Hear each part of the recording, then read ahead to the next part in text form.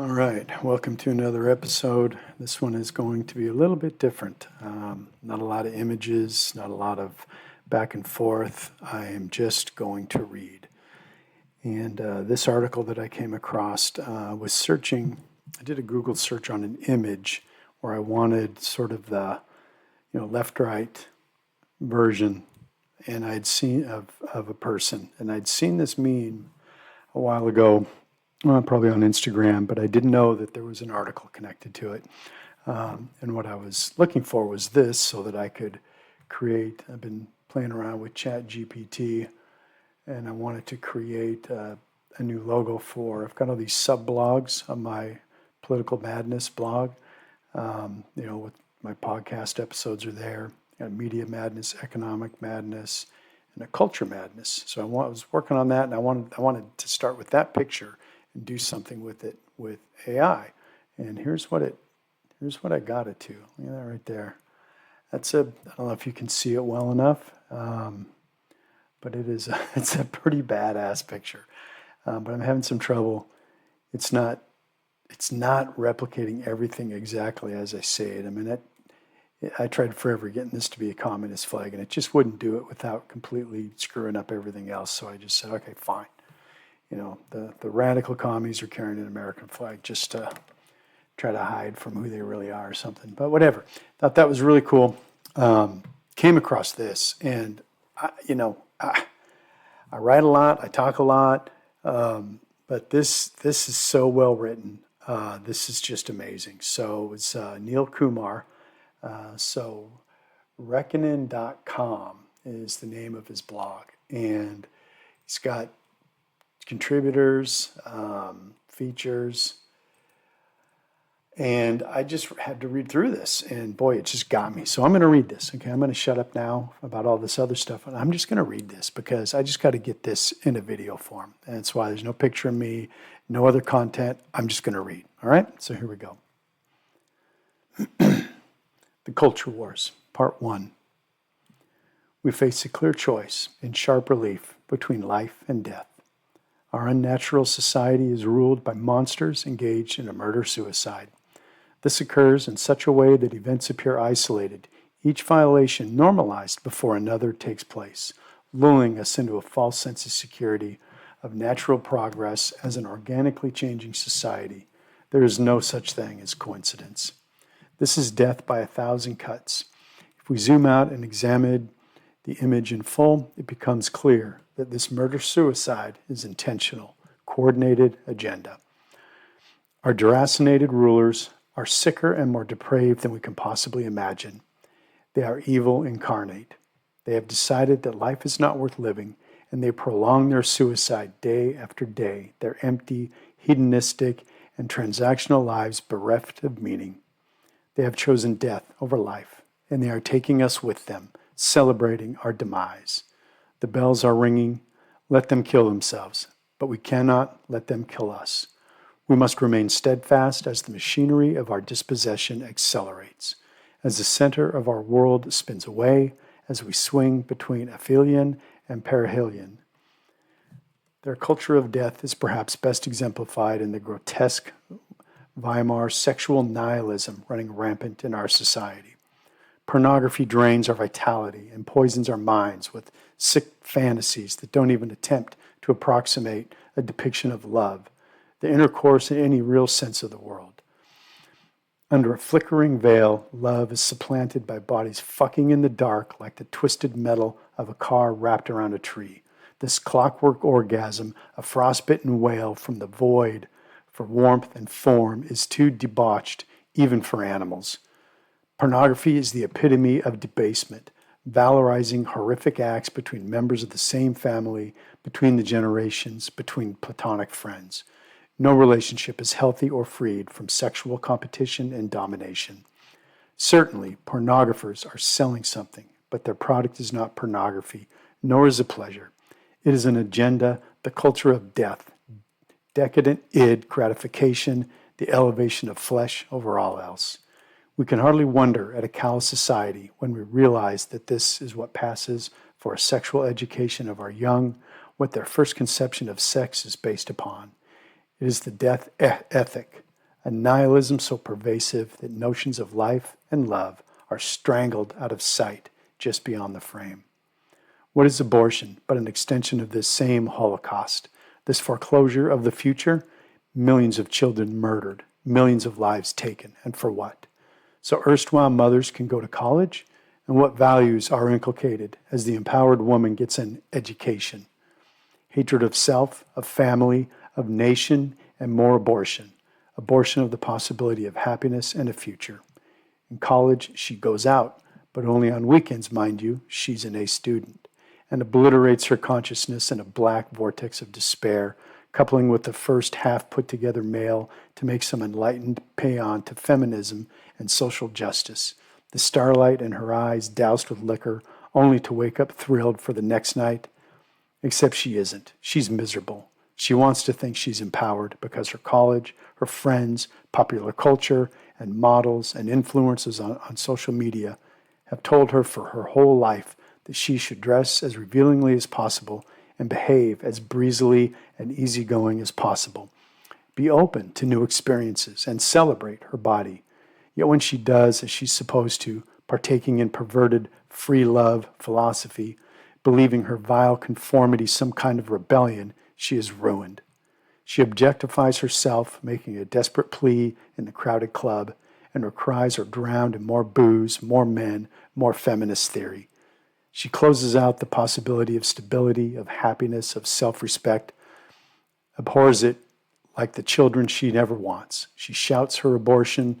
Indeed, she shouts it to stifle a deafening scream, the lorn and disconsolate sound of emptiness, of barren desolation. She has too many important things to do. Her college degree guarantees her entry into the market. And what could be more important? She has allowed will-o'-the-wisps to guide her out of her exalted, beautiful, all-important place as mother and enslave her in the cynical, grim market, where she labors as one more cog in another machine. She has enslaved herself and disrupted nature, despoiling the holiness of hearth and home. She has mistaken chains for power and believed the vipers who told her that marriage and childbirth was the oppression, the porn stars and prostitutes who told her that being a housewife is too degrading. The apotheosis of this artificial leveling of male and female is allowing women to serve in military combat. This truly is the mark of a culture that longs for death. Some will argue that two incomes are necessary in today's economy. To this, we must firmly state that this is a lie, perpetuated by those who do not want us to form families, to whom the idea of the family is anathema. They want both parents working. They believe that the state is the perfected family. Yet no bureaucratic organization can ever hope to replace this most fundamental lodestar of humanity. We must also ask, if indeed this is progress, if indeed we are so wealthy, so advanced, why cannot we enjoy the fruits of our ever-increasing labor and allow parents more time with their children? Why does the progressive utopian ethic never cease as horizons give way to horizon? Is it perhaps that their Pyrrhic utopia can never be realized? It is a godless society that has fallen to our sunken depths. In rational secular atheism, in postmodern relativism, there are no values, no conceptions of right, just, good, or true. There are no distinctions. All paths are equal. There is only the egalitarianism of abyss, equality of outcome finally achieved in misery and consummated in the grave. Into this morass we have blindly charged, full speed ahead from God's light into Satan's night. Sodom and the Canaanites are pillars of Puritanism compared to our corroded world. Sexual nihilists control the marketplaces of ideas. An infinitesimal lunatic minority of the population is being allowed to engineer the future of all of our children. An alphabet soup of mental illnesses masquerading as gender identities have piggybacked onto our already hypersexualized culture. Ever seen what juvenile cheerleading and dance uniforms look like now? And formulated a campaign to forever destroy the innocence of our children. Public libraries and mainstream daytime talk shows targeted at mothers popularize and normalize abominations like drag kids, confused little children whose attention whore, social justice warrior, white knight parents have ventriloquized them into dressing as burlesque, transvestites, and suggestively dancing as homosexuals and pedophiles, often overlapping groups, ogle and throw money at them. A legion of psychiatrists and surgeons are manipulating disoriented children and then mutilating their genitals in the name of what? Tolerance? In the name of suicide and psychosis? Parents who object are declared unfit. They're brainwashed online at school and at the doctor's office. Children taken from them as they can reach progressive paradise and become wards of the state. A campaign has ever begun for the normalization of pedophilia. What will it take for us to do something, to do anything? Is nothing sacred? Hideous monstrosities like these are being shoved down our throat every day, and we're supposed to tell them it tastes good. You don't want us to castrate your son, you're a bigot. While our politicians squabble about fake crises like Russian interference, white supremacy, and pagan climate change, our country is dying. Rotting from within, a deep despair has taken root and feeds on our soul. Our urban areas are approaching failed state levels of collapse. An ever-expanding, unpoliced, unobstructed, but above all, welcomed and rewarded population of foreign invaders and American homeless have created an environmental and public health crisis as the third world reaches ours. As feudal coastal elites preach about some amorphous and faceless idea of the climate and the earth, their cities drown in human feces, used condoms, spent needles, and churning waves of trash. As they jet around the globe to fight jungle pathologies, these same afflictions wreak havoc in our communities.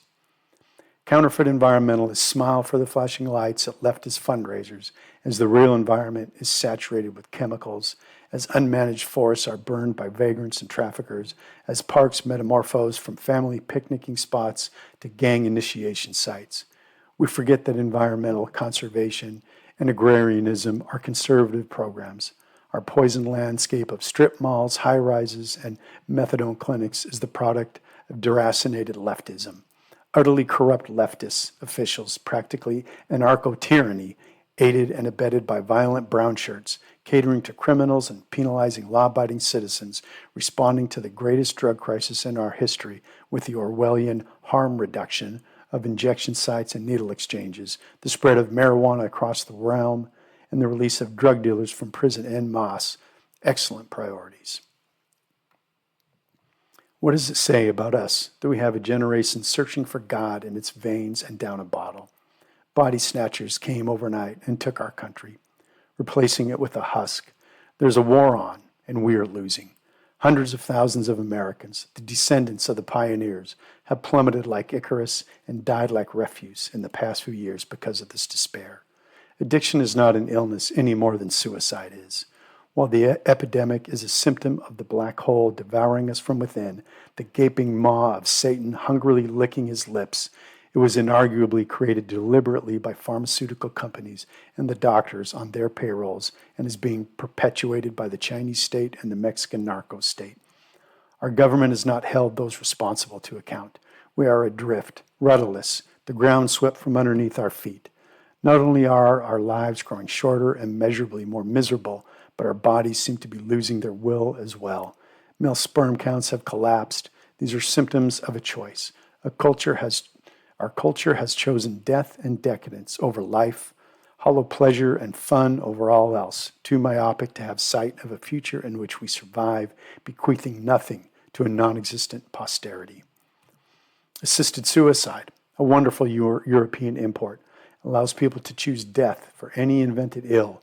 Even more, though, it sends the signal that our society would rather exterminate the weak than spend time and money on care. Our community centers, skating rinks, pools, and movie theaters are abandoned, gone to seed, turned into meeting spots for criminals not safe to visit after dark. Our churches stand empty. Our politicians and corporations, enriched in corruption, have sold us up the river for their bottom lines. American companies that would not even exist had the taxpayers not bailed them out against their will, lay off workers by the tens of thousands, import peasants who work for slave wages, and give their executives record paydays. Gone is the noblesse oblige of the first Gilded Age. Factories close, towns die, and the homes that families spent generations improving become crack dens and brothels. This is the product of an atomized society. Leftists control our social spaces. Their greatest fear is of human relationships and camaraderie. Theirs is the world of Los Angeles, point A to point B, with nothing in between but driverless cars. In their cities, more filing cabinets of pod people forbidden to own, permitted only to rent. Millions of people have casual, ephemeral transaction each day and are thus nominally exposed to one another. Yet these cannot constitute relationships and serve only to increase our frustrated isolation, our sense that something vital is missing, our wish for this something more, this something inaccessible. Our estrangement from one another is exaggerated by every meaningless interaction we conduct. Our alienation and resentment inflamed with every dopamine rush on every backlit screen. Thus has social media destroyed social organization, tearing asunder the very fabric of society, of how we relate to one another. Social media is the instrument of disconnection, of isolation, of suicide. Each post a desperate cry that someone, somewhere, cares. Our flesh is fed in squalor and decrepitude while our soul is starved. They openly despise everything that makes us who we are. In their cultural revolution, our history is rewritten as monuments are destroyed and streets and buildings are renamed. Welcome to year zero. Our traditions, our God, and our people are under ceaseless assault. After they have driven old Dixie down, they will come for Old Glory. Christmas becomes just another winter holiday. Thanksgiving becomes a celebration of the merciless savages, indigenous people, who preyed on our forefathers, and a penitential day of mourning for their defeat. The great replacement is underway. As our country's stock is depleted by abortion, feminism, the death cults like climate change, homosexuality, and transgenderism, tens of millions of foreign aliens openly invade our land, pouring across our pathetic, wide-open border, encouraged by the snarling imperials of the coast, whose small stretches of land from Los Angeles to San Francisco and New York to Baltimore are allowed to subjugate the entire country. Theirs is the globalist imperialism of the European Union variety, a depersonalized, faceless, technocratic state whose sole purpose is to eradicate the natural man and replace him with a shapeless automaton barking like a seal the party line. As our Marxist entitlement programs collapse around us, our leaders deign to the gas pedal and expand them while further pilfering the citizenry to whom none of these programs ever benefit. They scheme to place healthcare under state control, literally forcing us to put our lives in their filthy, incompetent hands. Death panels are to decide whether our children live or die. The elderly are encouraged to submit to assisted suicide, and we wait months for simple procedures. They are not only insulated from the consequences of their policies, but also have no children. How can Merkel give a damn about the future of Europe if she has no children to worry for? If all this seems illogical, it isn't. The answer is that they do not want us to succeed. It isn't incompetence, nay, far from it. They want us to die. Along with them, it is a program of ruthless efficiency, the liquidation of the benighted and deplorable American kulak.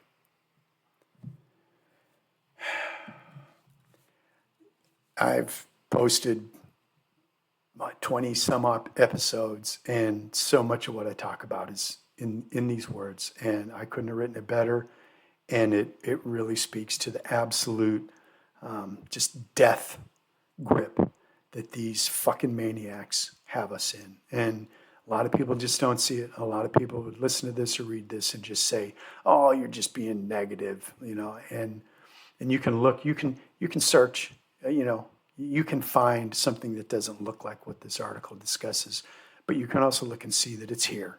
It's here in spades. It's coming. It's just completely surrounding us and collapsing around us. And I don't know if there's a way out, And so, not to sound negative, but sorry, I'm a realist. I talk about fucking reality, not positive or negative. Not, let's put a spin on it. No, this is fucking reality. They're killing us. They're destroying our country. They're devouring it like fucking maniacs. And they just feed off of it. And we're not stopping it. We're sitting here, we're distracted, we're posting on social media, myself included. I'm as guilty as anybody. I'm not stopping it. I don't know how to stop it. But they're going to come eventually. They're going to come for us. And we'll see what happens then. So there's a part 2 for this, and maybe I'll read it another time. But this was pretty impactful. I would really like to see it get some traction and spread around social media and get people to see it, read it. And I'm not saying walk around in a pit of depression and negativity, but I'm just saying recognize this is reality and you better fucking get tough. You better get prepared. You better get your shit in order. And you better figure out what you're going to do when it all goes down, because that's coming. It's coming in our lifetime, and maybe faster than any of us could have ever imagined, but it's coming. And the reason I talk the way I do is to motivate people into action. Get the fuck off your couch. Get the fuck out of your football games. Get the fuck out of all the bullshit distractions that you use to ignore this stuff. And get your fucking ass ready, especially if you're a man and you have a family and you have kids. Because they're going to suffer. And they're going to suffer because people like me and you didn't do a goddamn thing. We just sat here day after day and watched this monster grow around us and devour us, feeling more and more helpless. Hoping that one of our politicians, anybody, would finally do something. Well, they're not. And we'll see what happens in the next couple of years, if we even get to that with Trump in office. But I think it's just one giant fucking show, people. I hate to say it. It's all too well orchestrated. When you start to see both sides of it and how orchestrated it is, they are lulling us to the final battle. And they're going to have everybody on the right thinking we're just about to win. If we can just reach and do this one last thing, we're finally going to defeat these monsters. And at that moment, all hell is going to break loose. And you're going to realize we never had a chance. It was controlled from the very beginning. And they're just lulling us right into that battlefield. And we're going to fall for it. Anyway, on that, talk later.